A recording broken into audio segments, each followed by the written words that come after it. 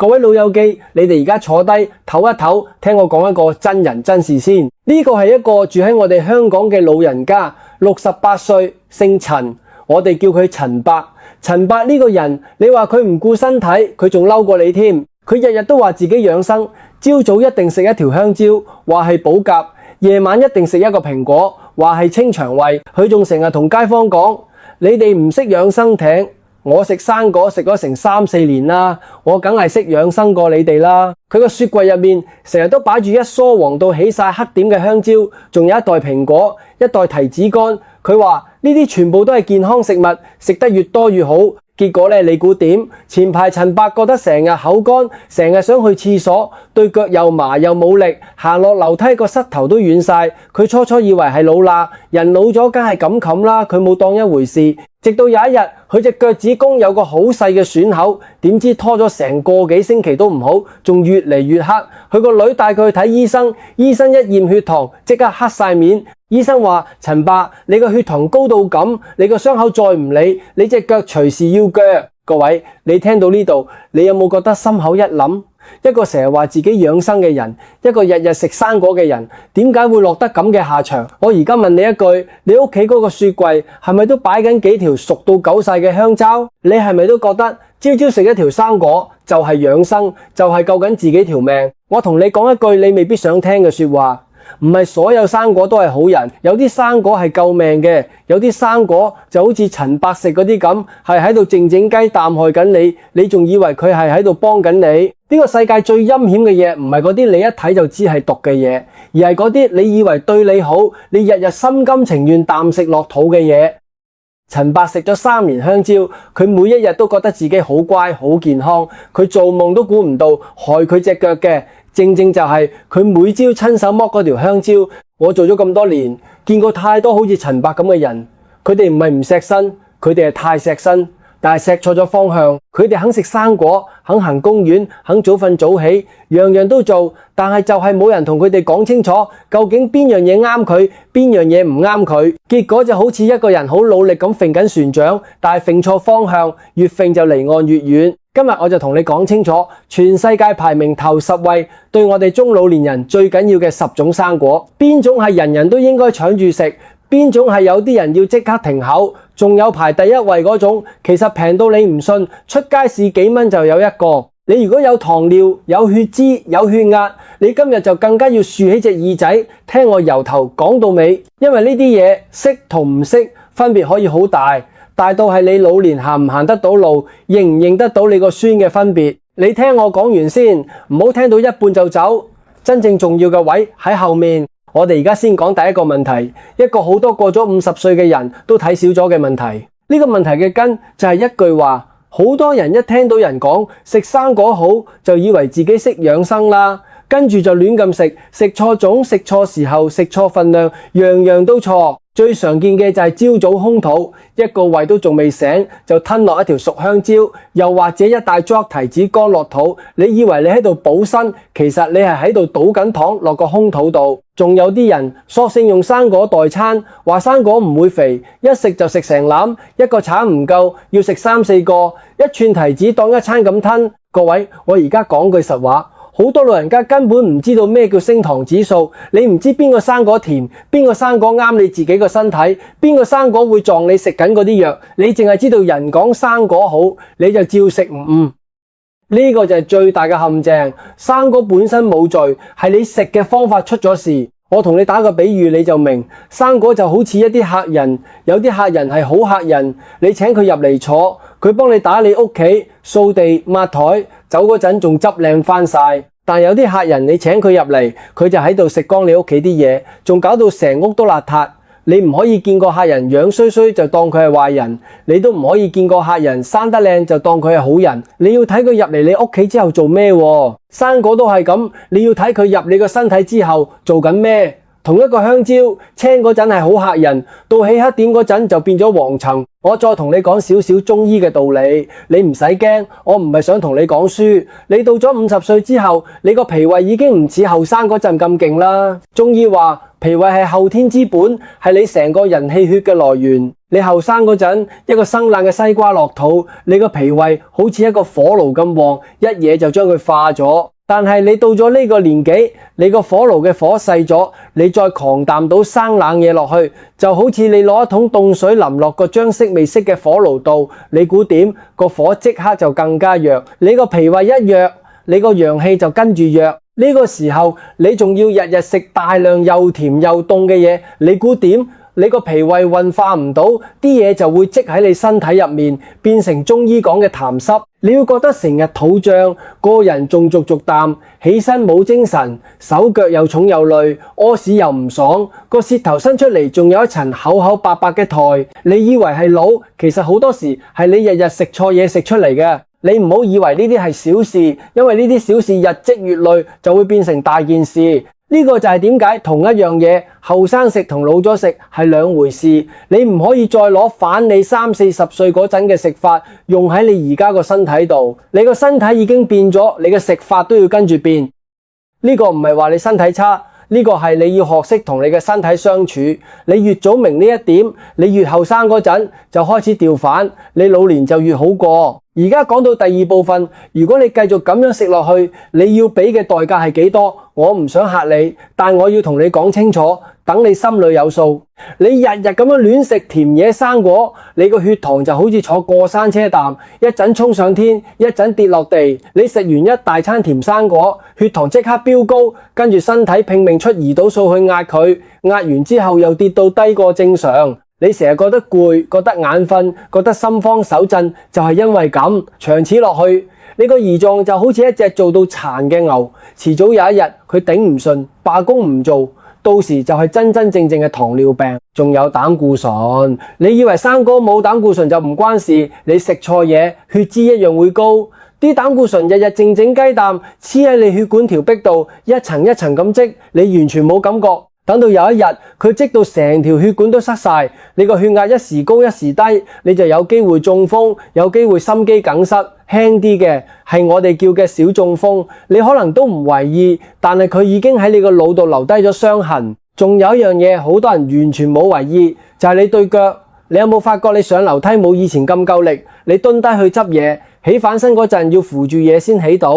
你以前一撐就起身，而家要撐2-3下。各位，呢個唔係普通嘅腦，呢個係肌肉喺度流失緊，醫學上叫做肌少症。你一過咗50歲，如果你唔喐，又食唔夠好嘢，你嘅肌肉每一年都會少一啲。你唔覺因為佢係一日少少啖走，等你有一日發覺對腳撐唔起自己個身，已經遲咗啦。而肌肉一少，你就企唔穩，企唔穩就容易跌，一跌就係大件事。各位，你哋最驚嘅係咩？我知，我做咗咁多年，我見得多啦。你哋最驚嘅唔係死，你哋最驚嘅係腦退化，係有一日你認唔到你個仔、你個女，認唔到你自己個孫，係你瞓喺張床度喐都喐唔到，要人幫你反身，要人幫你抹身，係你行行下跌一跤，一跌就斷骨，斷完就坐輪椅，坐完輪椅就入老人院，喺一張床度過埋你剩低嘅日子。你哋有冇聽過一句話？老人家最驚跌一跤。點解？因為一個後生仔跌親，瞓2日就冇事，但係一個80歲嘅老人家跌斷咗個髖骨，好多時就係一路瞓落去，瞓到肺又出事，鬱瘡又出事，好多都捱唔過嗰一年。一覺就可以係一個人由行得走得變到臥床不起嘅分界線。而呢一切嘅開頭，好多時就係因為對腳冇力，企唔穩，頭又暈。而你對腳夠唔夠力？你頭暈唔暈，同你日日食啲咩，你個血糖穩唔穩，你嘅氣血通唔通，係環環相扣嘅。呢個先至係你哋心底裏面夜晚瞓唔着嗰陣最驚嘅嗰樣嘢。我同你講，易經有一個卦叫做升卦，係第46卦。升就係由下面向上升，你個血糖就好似一棵植物咁，由泥土度生出嚟，本來係好事，但你日日餵佢糖，佢就唔識停，一路升一路升，升到頂到屋頂，跌都跌唔返落嚟。升得啱係生機，升得過頭就係災難。呢個就係你亂食甜嘢嘅寫照。不過我要同你講清楚一句，我唔係喺度嚇你。如果你而家已經有糖尿、有血壓、有血脂，又或者你身體已經出現咗我頭先講嘅嗰啲症狀，你千祈唔好淨係聽我講就自己估，你一定要睇醫生。個專業嘅人幫你驗清楚、問清楚。我今日講嘅嘢係俾你有個概念，唔係俾你自己做醫生。你聽我講完，你要做嘅第一件事就係搞清楚自己個身體而家係咩狀況。好啦，講到呢度，我想同你哋講一個真人真事，一個發生喺我哋香港嘅故事。喺舊區嗰個街市附近有一個婆婆，70幾歲，我哋叫佢珍姐。珍姐一個人住喺屋村，佢個仔喺外國做嘢，一年返嚟一次，返到嚟食餐飯，坐一陣就又飛返去。珍姐有一個病，佢冇同人講過，佢覺得好瘀，講唔出口，佢便秘，好嚴重嘅便秘，成3、4日先去得一次廁所，每次去佢都痛到眼淚都飆埋出嚟，坐喺個廁所度成個鐘都出唔到，成個人虛脫啖。佢試過食藥，試過灌腸，一陣有用，一陣冇用，個肚成日谷住谷住，食極都食唔落。珍姐冇同個仔講，點解？因為佢驚阻住個仔做嘢，佢驚個仔擔心，佢驚個仔覺得阿媽老啦冇用啦，佢寧願自己一個人捱，一個人喺廁所度喊，都唔想麻煩個仔。你知唔知佢有一次真係辛苦到頂唔順，攞起個電話想打俾個仔，撳到一半佢又收反線。佢同我講嗰陣，佢話人哋喺外國咁忙，返到嚟又要瞓，我打去講我屙唔到屎，人哋聽到都煩啦。就係咁一句，佢自己一個人捱咗成幾年。各位，你哋聽到呢度，你哋有冇諗起自己，又或者諗起你屋企個老人家？個仔個女淨係知道阿媽老啦，身體差啦，但係邊個會日日打電話問阿媽？你今日去咗廁所未啊？你喺廁所坐咗幾耐啊？你今日食咗啲咩啊？冇人問嘅。個仔個女關心你，多數係問你食咗飯未，着多件衫啦冇。但係你身體入面嗰啲真正嘅苦，嗰啲講出嚟又瘀又難堪嘅嘢，你係唔會同佢哋講嘅。老人家嘅苦好多時係自己一個人靜靜雞啖吞落肚，吞到最後變成一身病。我講呢個故事唔係想你哋去怪個仔個女唔孝順。佢哋唔係唔孝順，佢哋只係唔知，佢哋有佢哋嘅生活，有佢哋嘅難處。我講呢個故事係想同你講，你自己個身體你要自己識得照顧，你唔可以等人嚟問你先講，你唔可以等到病到入院先俾人知。你自己嘅苦你自己要識得處理，而好多時處理嘅方法冇你想象中咁複雜。後來有一次，珍姐喺街市買菜，遇到一個識飲識食嘅老街坊。個街坊聽佢講咗自己嘅苦況，就叫佢每日食飯之後食一個生果，一個好平好普通嘅生果。珍姐半信半疑，但係佢冇嘢好輸，就試咗。點知2個星期之後，我喺街市再見到珍姐，佢成個人容光煥發，面色紅潤晒，仲同我講話，終於唔使再喺廁所度受苦啦。佢話嗰種感覺就好似成個人輕鬆反晒啖，連睡眠都好返晒。你睇，有時真係唔使幾多錢，唔使食咩貴嘢，一個啱嘅生果，食啱個時候就已經可以改變一個老人家嘅生活。呢個生果係咩？我等陣同你講，你聽我講到後面就知喎。好啦，我而家想問你哋一條問題，成條片我淨係問你哋呢一條，你哋要老實答自己。你今朝起身第一樣入你個口嘅生果係咩？你係空肚食定係食完飯先食？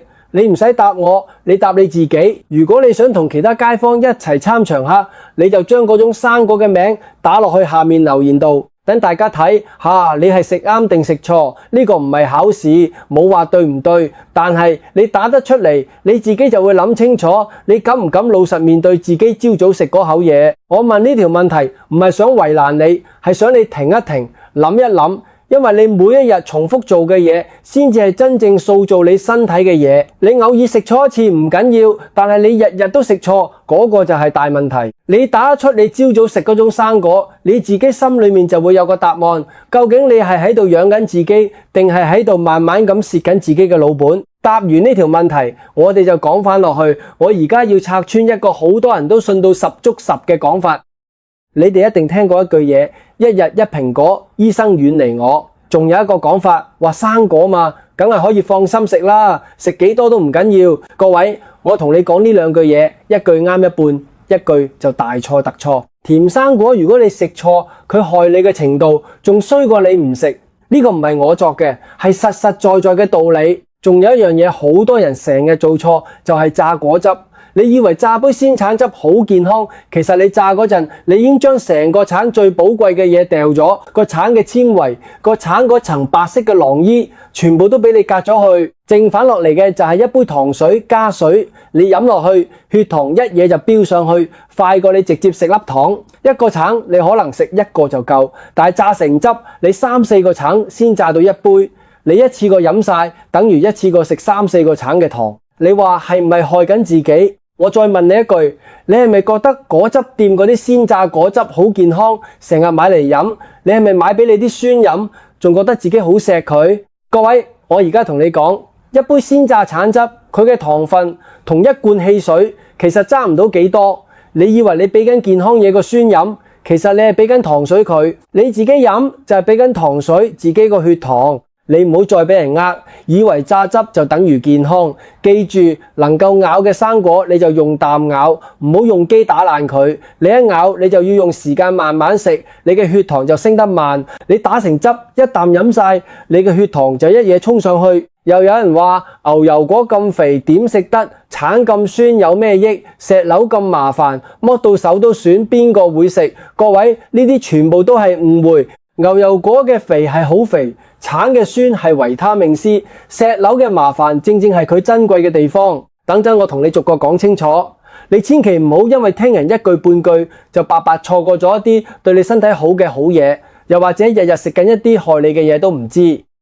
你成世人俾人講埋啲似是而非嘅嘢，呃到係時候搞清楚啦。我講咗咁耐，其實我想同你講一個最重要嘅道理，唔係食得多就叫養生，食得啱先至係養生。呢個道理其實我哋老祖宗喺易經裏面已經寫得好清楚。易經有一個卦叫做儀卦，係第27卦。儀就係面合，就係你食嘢喐嗰個口。呢個卦有一句話叫做自求口實，咩意思呢？意思就係你條命係你自己個口食出嚟嘅，你食啱嘢你就養好自己，你食錯嘢你就害咗自己。呢個責任喺你自己身上，唔喺你個仔個女度，唔喺啲貴到飛起嘅補品度。你日日攞起雙筷夾嗰啲嘢入口，就係喺度決定緊你自己嘅命運。你細心諗下，呢個道理幾咁深？你成日將自己嘅健康寄望喺個仔身上，話等佢有錢帶我睇好啲醫生。你成日將自己嘅健康寄望喺啲貴補品身上，話呢啲咁貴一定有效。但係我哋老祖宗喺幾千年前就同你講清楚啦，自求口實。你嘅口，你食嘅嘢先至係你健康嘅根本。個仔靠唔住，唔係話佢唔孝順，係佢真係幫你食唔到，幫你喐唔到。補品靠唔住，唔係話佢完全冇用，係佢代替唔到你日日三餐嘅根基。你日日食入口嗰啲平平無奇嘅嘢，加埋落嚟，先至係決定你老年身體嘅嗰個真正力量。中醫講養生，講來講去，其實都係講一件事，就係要令你嘅氣血流通，你個脾胃運化得到，你個陽氣夠暖，你成身嘅氣血好似河水咁流暢，唔沙唔滯，你就自然健康。你諗下，一條河如果佢日日流動，佢就清，佢就有生氣，河入面嘅魚蝦都生猛。但係如果一條河唔流，佢就變成一潭死水，發臭生蚊，樣樣嘢都爛晒。你個身體都係一樣，你嘅氣血一停一滯，你就開始出事。外靜內通，就係話你外面睇落平平靜靜，但係你裏面啲血管一定要通，血管一通就唔會塞，唔塞就唔會中風，唔會心梗。呢個就係點解揀啱一個生果好過你貪多亂咁食一大堆生果，因為啱嘅生果係幫你通，唔啱嘅就係幫你猜。你唔好以為呢啲係老套嘅嘢，你諗下，你屋企啲水喉用得耐都會生鏽，會積舊，會篩，你日日都會去通下清下佢，但係你嘅血管你用咗幾十年，你有冇好好啖去通下佢清下佢？你嘅血管塞咗唔似水喉啖，可以叫水喉佬嚟拆，塞咗就係塞咗，所以你更加要靠日日食嘅嘢，一啖一啖啖幫佢保養。呢個就係食療嘅智慧，唔係什麼神奇魔法，就係日積月累嘅功夫。好啦，講咗咁耐道理，你哋一定好想知究竟邊10種生果係最好。我而家就同你逐種講，我唔會亂換一大堆名俾你聽，我會分做3組，就係我開頭應承你嘅3樣嘢。第一組係幫你穩血糖嘅，第二組係幫你通血管降血脂嘅，第3組係幫你護腦防退化嘅。你聽住，記住邊啲啱你自己。我哋先講第一組穩血糖嗰組。第一種牛油果好多人一聽牛油果咁肥就驚，各位你搞錯啦！牛油果啲脂肪係好脂肪，係對你心血管有益嗰種，同你食嗰啲肥豬肉、煎炸嘢嘅壞脂肪完全係兩回事。最緊要嘅係牛油果嘅升糖指數幾乎係0，你食落去你個血糖幾乎唔會喐。你如果係糖尿病人，中午你唔捨得少食半碗飯，你可以攞半個牛油果代咗嗰半碗飯，咁樣你一樣有飽肚感。但係你個血糖就平穩好多。點解？你買嗰陣用手輕輕挺一肚，唔可以太硬，太硬係未熟。你買返去要擺幾日，又唔可以下落去成個窿啖，咁就係過熟爛咗。要拗落去有少少軟，但係彈得反嗰啲先啱食。食法好簡單，你可以切一半，用羹挖嚟食，撳少少胡椒鹽，又或者切粒撈埋沙律食，塗喺片全麥麵包上面都得。簡簡單單就得，不過牛油果始終都係高脂肪，你唔好一次過食成個，半個就夠。牛油果最啱邊個？就係你成日覺得餓，控制唔到食量嗰啲人，因為佢好飽肚，你食半個你就唔會周圍為零食，你唔會夜晚肚餓摸落廚房攞餅乾攞蛋糕食，呢個先至係佢真正幫到你嘅地方。第二種，奇異果。奇異果有好多維他命 C， 仲有一種酵素可以幫你消化蛋白質。你哋老人家食完一餐肉，成日覺得個胃頂住消化唔到，食一個奇異果就啱啦。而且奇異果嘅糖分唔算高，尤其係綠色嗰隻，比黃色嗰隻更加低糖。你食完飯之後食一個，幫你順氣消滯，又唔會令血糖飆高。第三種，蘋果。蘋果入面有一種好嘢叫做果膠，呢種果膠會喺你個腸胃度好似一張網咁，將啲糖包住，令你嘅身體慢慢先吸收，唔會一夜過衝上去。所以蘋果雖然有甜味，但係佢升糖唔算快，仲幫到你腸道。呢個蘋果我等陣仲會再提，因為佢係我今日排第一嘅主角。你聽住先，唔好急。而家講第二組，通血管降血脂嗰組。第四種，檸檬。你朝早起身可以用暖水，記住係暖水唔係滾水，切一兩片檸檬落去，浸一陣，飲呢杯暖檸檬水。呢杯水就好似幫你血管洗個底啖，幫你嘅循環暢通啲。點解一定要暖水，唔可以用滾水？因為滾水會將檸檬入面嘅維他命 C 破壞晒，你就白飲啦。仲有一樣要記住，你飲完檸檬水唔好即刻去刷牙，因為檸檬有酸，即刻刷會傷牙。最好用飲管飲，減少接觸牙齒。第五種，橙。我頭先講過，橙千祈唔好榨汁，你要食成個橙。尤其係橙肉外面嗰層白色嘅囊衣，好多人剝到乾乾淨淨先食。其實嗰層白衣先至係最寶貴，嗰度有豐富嘅纖維，可以幫你降膽固醇。你連埋嗰層白衣一齊食，先至食得早橙嘅真正益處。你記住啦，食橙唔好榨汁，連白衣一齊食。第六種，紅心火龍果。火龍果本身水分多，纖維又多，幫你潤腸通便。而紅心嗰隻仲有一種叫做花青素嘅嘢，係好強嘅抗氧化物，對你嘅血管好。你食紅心火龍果屙出嚟嗰啲會紅紅地，你唔使驚，嗰啲係花青素嘅顏色，唔係流血，係正常嘅。跟住講第三組，護腦防退化嗰組，呢組係最多老人家關心嘅。第七種，藍莓。藍莓細細粒，但係好犀利。佢入面嘅花青素係少數可以通過你腦部嗰度一道保護屏障嘅抗氧化物。簡單啲講，藍莓對你個腦特別好，可以幫你個腦保持靈活，係防腦退化嘅好嘢。你可以撈落早餐嘅麥皮度，又或者當零食咁食幾粒。你如果覺得新鮮藍莓貴，你可以買急凍嘅，一樣有益。仲平啲，你唔使食好多，每日一小把，大約10幾20粒就夠。你唔好貪多，因為佢都有少少糖分。你食佢係為咗佢護腦嘅好處，唔係當飯食。第八種，石榴。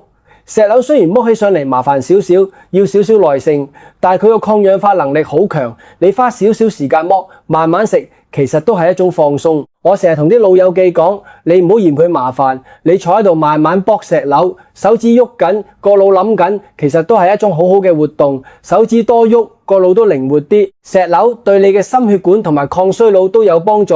佢入面嘅抗氧化物係保護你血管內壁嘅好嘢。除咗呢8種，我仲要俾2種輔助嘅生果你，特別啱我哋老人家。第9種，木瓜。木瓜有一種酵素可以幫你嘅脾胃消化。你如果消化差，成日肚脹，食少少木瓜就幫到手，而且木瓜潤腸，幫你嘅腸道喐得暢順啲。我頭先講嗰個珍姐，佢食嘅其中一樣就係木瓜，飯後食少少，慢慢就順返。第10種，香蕉，呢個就係我開頭講陳伯食嗰種。你哋唔好誤會，香蕉唔係壞嘢，香蕉有豐富嘅鉀同鎂，可以幫你防止夜晚抽筋。好多老人家夜晚瞓瞓下，隻腳抽筋，痛醒就係因為缺呢啲嘢。但係重點嚟啦，香蕉一定要食未熟透嗰啲，青綠啲，身位硬淨啲嗰啲。你如果好似陳伯咁，日日食嗰啲熟到起黑點，喺晒嘅香蕉，嗰啲糖分高到嚇你一跳，糖尿病人食咗就係災難。同樣係香蕉，食青同食聽分別可以係天同地。好啦，講到呢度，我要同你哋公佈，究竟排第一位嗰種係邊個？各位唔好估啦，就係蘋果。你可能會覺得奇怪，藍莓咁矜貴，牛油果咁健康，點解排第一嘅係最普通最平嘅蘋果？我同你講，正正就係因為佢普通佢平，你出街市幾蚊就有一個蘋果，但係佢一個生果就做齊晒3樣嘢：通血管、穩血糖、潤腸道。佢啲果膠幫你穩糖，佢嘅纖維幫你通腸，佢嘅抗氧化物幫你護血管。最緊要係佢平到你日日食都食得起，你唔會因為貴而唔捨得食。易經第一個卦叫做坤卦，有4個字叫做元亨利貞。呢4個字講嘅就係一個由開始到成就嘅循環。真正嘅道理唔喺啲花巧嘅嘢度，係喺最根本最簡單嘅嘢度。你日日食一個平平無奇嘅蘋果，做足每一日，堅持落去，先至係真正嘅養生。你唔好睇少咗簡單嘅力量，世界上最勁嘅嘢，往往就係最簡單，你可以日日做嘅嘢。我而家教你一個好簡單，你聽日就做得到嘅做法。你唔使10種全部買，你揀3種。第一種，揀個蘋果，飯後食半個到1個，幫你穩糖、通腸、護血管，呢個係你嘅根基。第二種，你如果血糖高，就配個牛油果或者青奇異果。你如果血脂高，成日覺得血管唔通，就配個橙。記住，連白衣食，唔好榨汁。第三種，你如果驚腦退化、記性差，就每日食一小把藍莓。你如果成日便秘，就飯後食少少木瓜。你就係咁揀3種，配返啱自己嘅身體，日日食，唔使多，唔使貴。你將佢當成好似每日食藥咁認真，但係佢比藥仲溫和，仲冇副作用。你堅持1個月，你自己就會感覺到分別。呢個先至係真真正正落地你做得到嘅食養生。每一個生果我都俾你記住3樣：幾時食、食幾多、點揀、點擺。大原則就係飯後食，唔好空肚食，每次食半個到1個，唔好一次過食一大籃。揀生果要揀新鮮，唔好買嗰啲已經爛咗、影咗嘅。呢啲原則你記熟，比記10種生果嘅名更加有用。不過我要同你講埋一樣嘢，唔好以為食啱生果就搞掂晒，生果只係其中一環，你成個生活習慣都要跟住啱先得。我見過有啲老友記好乖，但日日食生果，但係食完就成日坐喺梳化度睇電視，一坐就成個下晝，對腳完全冇喐過。咁樣就好似你一路入錢落個銀行戶口，但係另一邊你又一路碌卡碌到爆咁，點都儲唔到錢。我同你講，你個筋骨係越唔用越廢，越用越靈。你唔好以為老人家就要成日坐低頭，啱啱相反，你越坐得多，你越快退化。你每日至少要行30分鐘路，唔使行到氣咳，唔使去跑步，你落樓下個公園或者喺屋村兜幾個圈，行到微微出汗，身體暖粒粒啖就啱。你行路嗰陣，你嘅腳骨受力，佢就會識得保住自己嘅骨質，唔會咁易骨質疏鬆。你嘅肌肉有屈，佢就唔會咁快流失。你嘅氣血一屈，成身就通。呢個係最平最有效又唔使食藥嘅養生法。仲有一樣，你唔好日日匿喺屋企，你出街嗰陣俾啲太陽曬下你隻手、你塊面，曬10幾20分鐘。中醫話太陽係天上最大嘅陽氣，你俾太陽曬下，你自己嘅陽氣就會旺返啲。而家醫學都話曬太陽幫你嘅身體做維他命 D， 維他命 D 幫你個骨吸收鈣質。你唔曬太陽，你食幾多鈣片都吸收唔到。所以你唔好淨係諗住食，你仲要喐，仲要曬太陽，仲要早啲瞓。呢啲加埋一齊，先至係一個完整嘅養生。同埋我要提你飲水，好多老人家怕夜晚成日起身去廁所，索性成日都唔飲水。各位，你唔飲水，你嘅血就會變稠，變稠就容易塞。你日頭要飲夠水，你嘅血才會流得暢順。你可以日頭多飲啲，夜晚瞓前2-3個鐘就少飲啲，咁就唔會成晚起身。你唔好因為怕麻煩就連水都唔飲，咁就係攞自己條命嚟開玩笑。不過我而家要同你講一啲更加重要嘅嘢，就係限制，就係邊啲人唔可以亂嚟。你千祈唔好聽完頭先啲好處就以為10種全部搬晒返屋企日日食，唔係咁嘅。你聽我講清楚，第一種人，糖尿病人，你哋要特別小心啲甜生果、熟透嘅香蕉、起晒黑點嗰啲提子乾、寮提呢啲高糖嘅嘢，你要盡量少食，最好唔食。你應該揀牛油果、青色嘅奇異果、白心火龍果呢啲低糖嘅，而且你一定要飯後先食，一次食少少，唔好當正餐咁食。你食之前最好同你嘅醫生傾過，睇下你嘅情況適合食幾多。第二種人，食緊薄血藥嘅人，有啲老人家因為心血管問題要食薄血藥，好似華法林呢一類，你哋要特別注意。木瓜、橙、西柚呢啲生果有機會同你嘅藥相衝，影響藥效。呢個唔係小事，弄唔好會出事。你哋一定要先問醫生，唔好自己貪多亂食。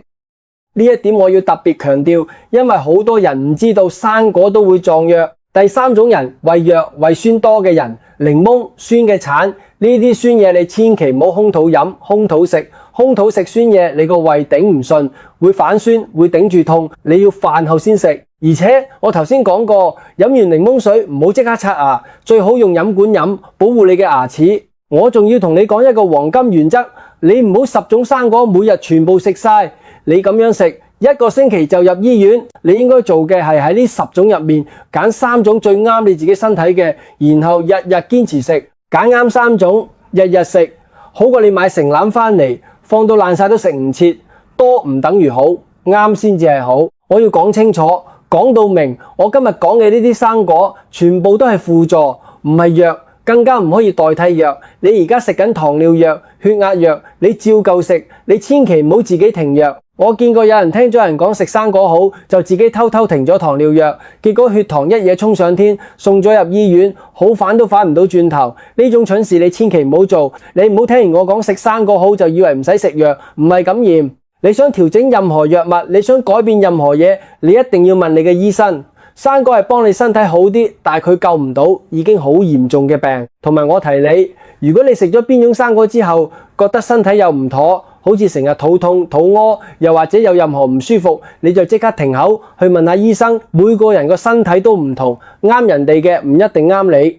你要識得聽你自己個身體同你講嘅嘢，你分清楚呢一點，你先至係真正保護緊自己。好啦，講到接近尾聲，我要同你講一個最重要，但係最多人忽略嘅位，呢個位先至係我今日最想你記住嘅嘢。我頭先講過，你哋最驚嘅唔係死，你哋最驚嘅係生存喺度，但已經唔再係你自己，係瞓喺床度喐唔到，係腦退化，認唔到人，係要你個仔、你個女請假返嚟照顧你，睇住佢哋，為咗你放低自己嘅工作同生活。呢種苦唔單止係你自己嘅苦，仲係你連累埋你至親嘅苦，呢個先至係你最唔想見到嘅畫面。而真正嘅陷阱喺邊？我見過太多啦。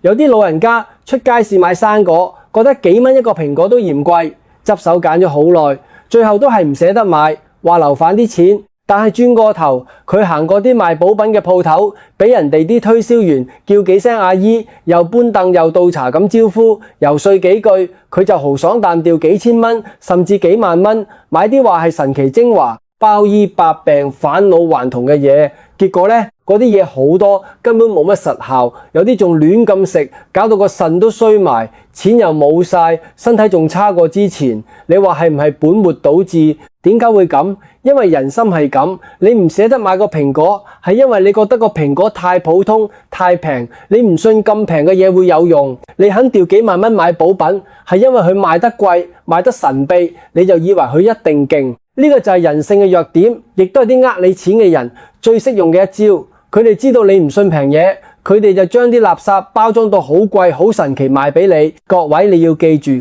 真正救你命嘅嘢，往往就係最平、最普通，你日日見到嘅嘢。你屋企樓下街市嗰個幾蚊嘅蘋果，佢對你嘅價值可能比你俾成萬蚊買嗰樽嘢仲要高。各位，我同你講一句你要記一世嘅說話，你哋肯喺見醫生嗰陣掉幾萬蚊，你哋肯俾人呃幾萬蚊買神奇補品，但係你哋就唔肯每日多花10蚊20蚊出街市買個新鮮生果。呢條命係你自己嘅，唔係醫生嘅，唔係推銷員嘅，係你自己要親手守住嘅。你日日雙塊夾嘅嘢，你日日入口嘅嘢，就係你嘅命運，冇人幫到你，唯有你自己。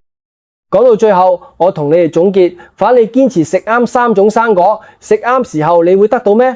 你嘅血糖會平穩啲，唔會再坐過山車；你嘅血管會通暢啲，唔會咁易塞；你嘅頭腦會清醒啲，記性會好啲；你行路會冇咁攰，隻腳會有反力。呢啲全部唔使你食貴嘢，唔使你搏命，只需要你由今日開始揀3種啱你嘅生果，食啱嘅時候堅持落去。易經最後一個卦係第64卦，叫做未濟。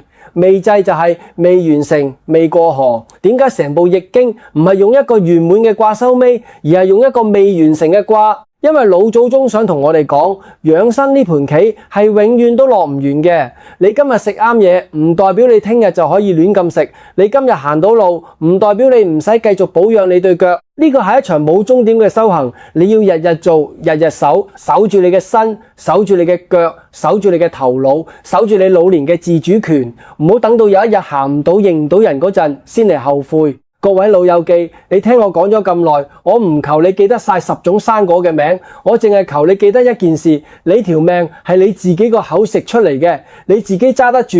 我知有啲老友記聽完之後會諗，唉，我都咁大把年紀啦，仲改嚟做乜？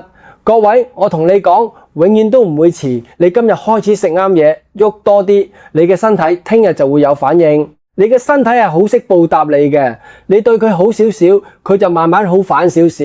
你60歲開始都好，70歲開始都好，80歲開始一樣好。你今日行多10步，你就比琴日嘅你行多10步。你唔好同人比，你只需要同琴日嘅自己比。你諗清楚，一個人老唔可怕，可怕嘅係一個人老到冇咗自主。你想食嗰陣食唔到，你想行嗰陣行唔到，你想去邊都要人推你、抱你、餵你，嗰種日子先至係最難捱。